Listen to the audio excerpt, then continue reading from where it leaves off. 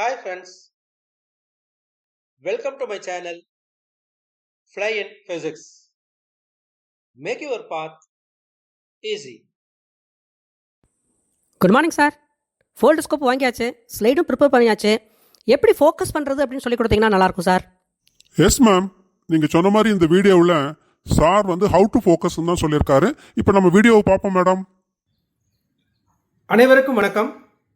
இந்த வீடியோவில் ஃபோல்டு ஸ்கோப்பில் சாம்பிளை வச்சு எப்படி ஃபோக்கஸ் பண்ணுறது, அது எப்படி ஃபோட்டோவாக எடுக்கிறது அப்படிங்கிறத பற்றி பார்க்க போகிறோம். நமக்கு ஃபோல்டு ஸ்கோப்போட ஒரு 4 ஸ்லைடு தான் கொடுத்துருப்பாங்க. அது நமக்கு பத்தாது. அப்போ நம்ம என்ன பண்ணலாம் அப்படின்னா, சார்ட் பேப்பரில் இந்த மாதிரி நம்ம ஸ்லைடு ப்ரிப்பேர் பண்ணிக்கலாம். இப்போது நம்ம ஸ்லைடு ப்ரிப்பேர் பண்ணும்போது பார்த்திங்க அப்படின்னா, நாம் யூஸ் பண்ணக்கூடிய இந்த செல்லோ டேப் இருக்குது பார்த்திங்களா, அது கொஞ்சம் புதுசாக இருந்தால் பரவாயில்ல. ஏன்னா பழசாக இருந்தால் கொஞ்சம் எல்லோ கலராக மாறி இருக்கும். அதனால் ஒரு நியூ டேப் வாங்கிக்கலாம். அதுக்கப்புறம் இதில் எந்த விதமான மடிப்பும் இருக்கக்கூடாது.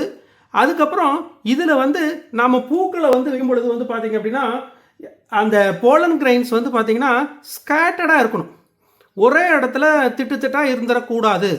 ஒன்று மட்டும் நல்லா தெரிஞ்சுக்கோங்க, லைட்டு இது வழியாக பட்டு இதில் டிரான்ஸ்பரண்ட்டாக இருக்கிறதுனால இதில் ஊடுருவி மேலே வரணும். அப்போ தான் சாம்பிள் நமக்கு தெளிவாக நமக்கு தெரியும். இப்போ பாருங்கள் எவ்வளோ ஸ்கேட்டர்டாக நான் வச்சுருக்கேன். இப்போது இந்த சாம்பிளை நம்ம ஃபோல்டு ஸ்கோப்புக்குள்ளே நம்ம வைக்கணும். அப்போ ஃபோல்டு ஸ்கோப்பில் வைக்கும்போது பார்த்திங்கன்னா ஒரு விஷயத்தை நீங்கள் என்ஷூர் பண்ணிக்கணும். இப்படி விரிச்சிட்டு நீங்கள் சாம்பிள் இங்கே வைக்கிறதுக்கு முன்னாடி லென்ஸ் இங்கே இருக்குதான்னு செக் பண்ணிக்கோங்க. இப்போ ஃபார் எக்ஸாம்பிள் பார்த்தீங்கன்னா நான் வச்சுருக்கிறதுனால இந்த 2வது கப்ளரில் பாருங்கள் இந்த லென்ஸ் போய் ஒட்டி இருக்குது. கரெக்டுங்களா? பாருங்கள் நிறைய பேர்த்துக்கு இந்த மாதிரி இருக்கும். அப்போ நீங்கள் என்ன பண்ணணும் அப்படின்னா, டிட்டாச் பண்ணி இதை இந்த இடத்துல வச்சிடணும். அதாவது சாம்பிள் இல்லை அப்படின்னு சொல்லி சொன்னால் இதை நாம் விடும் பொழுது இது போய் என்ன பண்ணுறது, இதோட ஒட்டிக்கிட்டு வந்துடுது. பாருங்கள் இப்படி ஒட்டி வந்துடும். கரெக்டுங்களா? அப்போ சாம்பிள் இருந்தது அப்படின்னா அந்த மாதிரி இருக்காது. அப்போ நம்ம என்ன பண்ணலாம் அப்படின்னா, ஐடியலாக வச்சுருக்கும்போது ஜஸ்ட் ஒரு வேஸ்ட் சாம்பிள் இதில் வச்சு அதுக்கப்புறம் நம்ம வச்சிடணும். இப்போது நம்ம ப்ரிப்பேர் பண்ணி வச்சுருக்கிற இந்த சாம்பிளை நாம் அதில் இன்சர்ட் பண்ண போகிறோம். பாருங்கள் இதில் போலன் கிரைன்ஸ் இங்கே இருக்குது. இதை என்ன பண்ண போகிறேன்னா இப்படி இன்சர்ட் பண்ணுறேன். பாருங்கள் இந்த சைடும் இப்படி இன்சர்ட் பண்ணிவிட்டு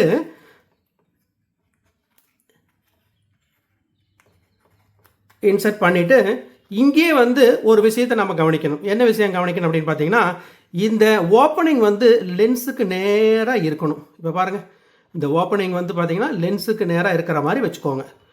இப்போ இதே பார்த்தீங்கன்னா இந்த பிளாக் போர்ஷன் இப்படி இருந்தது அப்படின்னா நமக்கு தெளிவான இமேஜ் நமக்கு தெரியாது. அப்போது இப்படி அட்ஜஸ்ட் பண்ணி கரெக்டாக இந்த இதுக்கு நேராக வச்சுருங்க. அதுக்கப்புறம் இந்த செகண்ட் கப்ளரை விட்டோம் அப்படின்னு சொல்லி பார்த்தீங்கன்னா, first coupler, lens, sample, second coupler 3 ஒரே லைனில் இருக்கணும். இப்போ அடுத்தது நம்ம இந்த ஃபோல்டு ஸ்கோப்பை நம்ம செல்ஃபோனில் நாம் படம் எடுக்கணும்.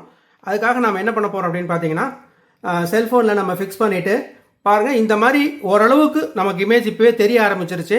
இப்படி தெரிஞ்சது அப்படின்னு சொல்லி சொன்னால் நம்ம கரெக்டான பொசிஷனில் வச்சுருக்கோன்னு அர்த்தம். சரிங்களா?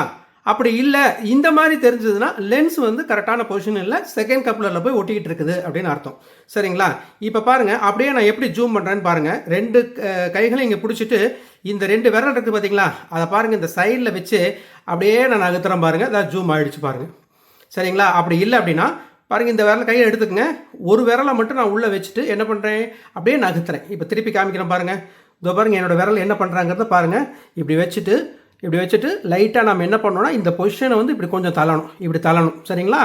இப்போ பாருங்கள் இப்படி வச்சுட்டு லைட்டாக நான் இப்படி தள்ளிகிட்டே போகிறேன் பாருங்கள். இப்போ எனக்கு கிளியரான இமேஜ் கிடைக்க ஆரம்பிச்சிருச்சு. இப்போ அப்படியே நம்ம என்ன பண்ணலாம், ஃபோட்டோ எடுத்துக்கலாம். சரிங்களா? இப்போ பாருங்கள் 2-3 ஃபோட்டோ நம்ம அப்படியே எடுத்துக்கலாம். இப்போது இதை எப்படி சார் இன்னும் ஜூம் பண்ணுறது, இப்போ நிறையா எனக்கு தெரியுது. இப்போ இதை எப்படி நான் இன்னும் அதிகமாக ஜூம் பண்ணுறது அப்படின்னு பார்த்தீங்கன்னா, நம்ம செல்ஃபோனில் மேக்னிஃபிகேஷன் இருக்கும். இப்போ பாருங்கள் எனக்கு 2x இருக்குது, 4x இருக்குது, 10x வரைக்கும் இதில் இருக்குது. இப்போ நான் உங்களுக்கு 2x வச்சுருக்கேன். இப்போ இமேஜ் பார்த்தீங்கன்னா கொஞ்சம் ப்ளூடாக வந்துருச்சு. சரிங்களா? இப்போ என்ன பண்ணுங்கள், அப்படியே சொன்ன மாதிரி இப்படியே தள்ளினீங்கன்னா உங்களுக்கு பார்த்தீங்கன்னா இப்போ இமேஜ் கிளியராக கிடைக்கும். சரிங்களா? ஒரே ஒரு விரலை மட்டும் இந்த சைடில் வச்சு என்ன பண்ணுறீங்க, அப்படியே தள்ளுங்க. அப்படி தள்ளிட்டு வந்தீங்கன்னா இப்போ பாருங்கள் எவ்வளவு கிளியரான இமேஜ் நமக்கு கிடைக்குது பாருங்கள். அப்படியே நம்ம வச்சுட்டு ஃபோக்கஸ் பண்ணி ஃபோட்டோ எடுத்துக்கலாம். சரிங்களா?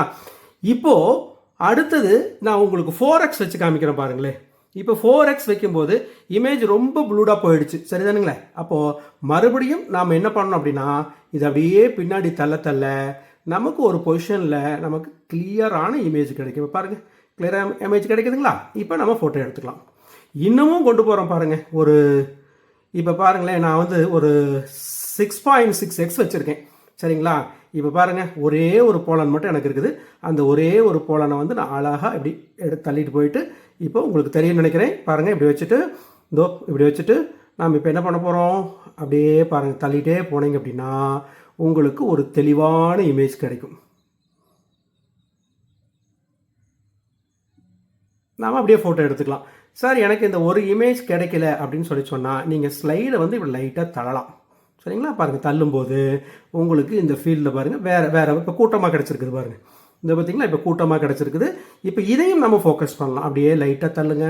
இப்படி தள்ளினீங்கன்னா ஒரு பர்டிகுலர் பிளேஸில் பார்த்திங்கன்னா வரும்பொழுது நீங்கள் இதெல்லாம் அட்ஜஸ்ட் பண்ணுற ஃபோக்கஸ் ரேம்லாம் அட்ஜஸ்ட் பண்ணவே தேவையில்லை. நம்ம விரலை மட்டும் உள்ளே வச்சு நம்ம என்ன பண்ணிக்கலாம், அதே போல் நம்ம இந்த மாதிரி ஃபோக்கஸ் பண்ணிக்கலாம். அருமையான ஒரு இமேஜ் நமக்கு கிடைக்கும். சார் இன்னும் கொஞ்சம் அது 2 மேலே வந்தால் பரவாயில்ல, இதை பாருங்கள் அட்ஜஸ்ட் பண்ணுங்கள். அந்த மாதிரி அட்ஜஸ்ட் பண்ணுங்கள். இது இப்படி அட்ஜஸ்ட் பண்ணி இதை தள்ளிக்கணும். இங்கே பாருங்கள் எப்படி தள்ளுறேங்கிறத பார்த்துக்குங்க. இந்த மூமெண்ட்டை வந்து நான் பண்ணிவிட்டு இப்போ பாருங்கள் அப்படியே கொண்டு போகிறேன். இப்போ எனக்கு கிளியரான இமேஜ் ஒரு இடத்துல கிடைக்குது கரெக்டுங்களா.